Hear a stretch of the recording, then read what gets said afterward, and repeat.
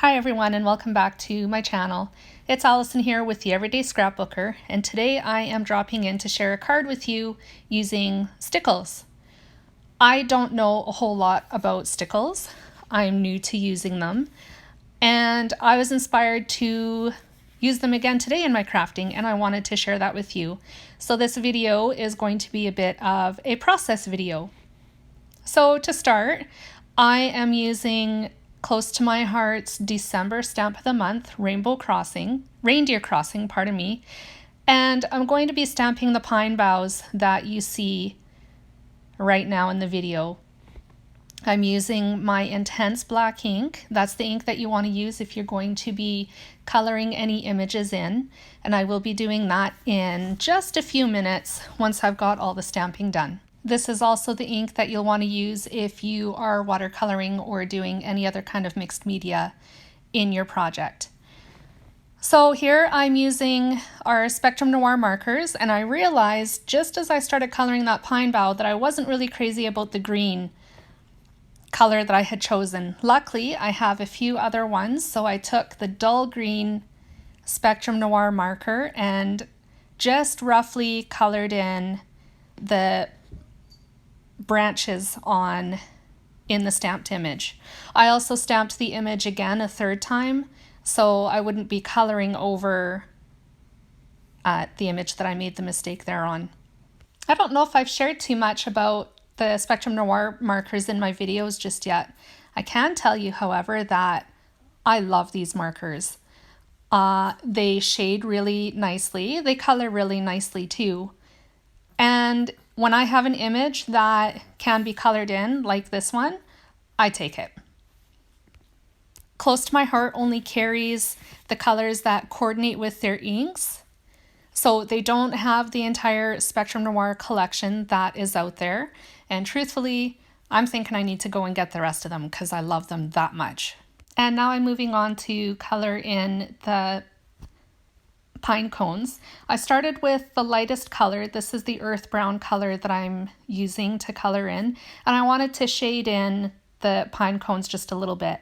So I started with the lightest color, and then at the very bottom and at the very top I used the middle color and then the darkest color in the very deepest parts of the pine cones. And then I went ahead and colored in the second pine bough, following the same steps that I did with the first one. And once that's done, I'm going to fussy cut it out. I wouldn't say at this point in my coloring career that I am a pro or very good at shading, but any chance that I have to practice it, I take it. I try and keep in mind too when I'm doing the shading, sort of where the light would be shining from. I choose a point and then go from there. And then whatever makes sense to me for shading, like where there would be shadows, that's kind of where I darken any area that I'm coloring when I want to shade. I don't know if that makes sense or not. In my brain it does. I hope it does for you too. Practice makes perfect though, so the more often I do this, the better at it I'm going to get. One day I will master it. If you're wondering what the little white tray is to the left of me, that's my little tray that I store my Stickles and Overflow re-inkers in. I will be using the Stickles later on in the video, and in particular the color that I'm going to be using is the gold one, which is sort of right in the center and right of the white tray. Anyways, back to my card. Right now I'm just fussy cutting out the pine boughs. I'm cutting 2 of them out. I'm leaving the third one because, like I said earlier, I didn't like the color green that I'd chosen to start with. And there you can see in all its glory what it looks like. And here I'm about to cut out the second one as well. I left just a little white border around both boughs because there isn't really a clear line for cutting this image out. So I just left a little white border on it to make it easier on myself for cutting. After I have both pine boughs cut out, I'm going to add some glue to the back of them, and then I'll be sticking them to a stitched circle that I had cut earlier, and that is going to be going on the card that I'm making. It's probably important to note here that the look that I'm going for in this card is a Christmas ornament. So the circle is going to serve as the ornament, and then the pine boughs are going to be the decoration that goes on it. Once I have those glued to my circle, I'm going to take some scrap craft cardstock that I had in my stash and trim it down to size.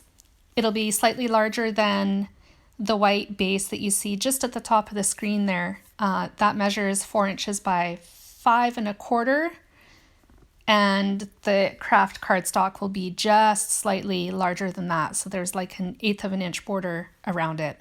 Hey, did you know that you could apply your stickles using a paintbrush and even your finger? I didn't know that until just recently.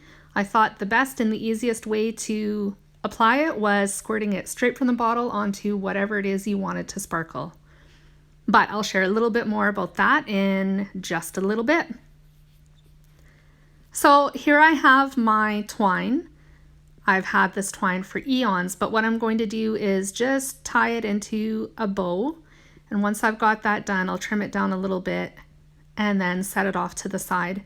I'm also going to cut just another small little length of the same twine, and that's going to go directly onto the card base. That is going to form the ribbon on an ornament that would typically hang from your Christmas tree. The next thing I'm going to want to do is turn my card mat onto its side, and I'm going to take a straight edge ruler and my pencil and just mark a little line where I want my ribbon to go, my twine ribbon. I like doing this just to keep my lines straight, because I always go cross-eyed when I try doing these things on my own, and anything that I can do to help simplify my life is a bonus in my books. So I'm going to go over that line with my liquid glass, and then I'm going to pop the baker's twine over top of that. Now with that secure, I'm going to flip my little ornament over and add some foam squares just to add a little bit of dimension and height. And before I pop it onto the card base, I'm going to add the little bow that I made earlier, stick that right to the top of the ornament, and here's where my stickles comes in. So what I'm going to do is move my craft mat to the side and then add the stickles directly to my all-purpose mat. You can see the little blob there. And then I dip my paintbrush directly into the stickles and paint over the images or the areas that I want covered in glitter. So because I used the brown marker to color in the pine cones, I thought naturally the gold would look the best to complement that brown color. And I love the subtle hint of sparkle that's left behind when you use your paintbrush. So when you're using the paintbrush, it picks up just a tiny little bit of the stickles. So you add a thin layer of sparkle. If you were adding, or if you had an image that you wanted more of a statement on, you would squirt directly from the bottle.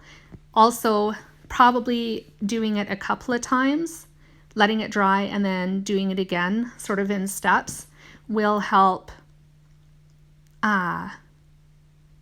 you achieve that look. It makes it look thicker and fuller and really pretty. So things like crowns or jewels or anything with a lot of sparkle, that's the sort of thing that you'd want to do that with. Cleaning it up is really simple as well. I just swirled it around in a little jar of water that I had sitting on my desk already. And then to clean up the extra stickles off of my all-purpose mat, I just used a baby wipe to wipe it off with. So now I have my ornament stuck to the card base. Doesn't it look great? I love it personally. Oh, I just love this card. And I'm gonna go and stamp a little message also from the same stamp set. It's S1912 Reindeer Crossing. Get it right this time. And I stamped it in toffee ink. Gotta be careful gluing everything together. Those stickles are still wet. Thank you so much for joining me today, you guys. I hope you found inspiration today in the card that I shared with you, and I hope you're inspired to try Stickles out for yourself. If you enjoyed this video, please give it a like, and if you want to see more videos just like this, make sure you follow my channel. Thanks, guys.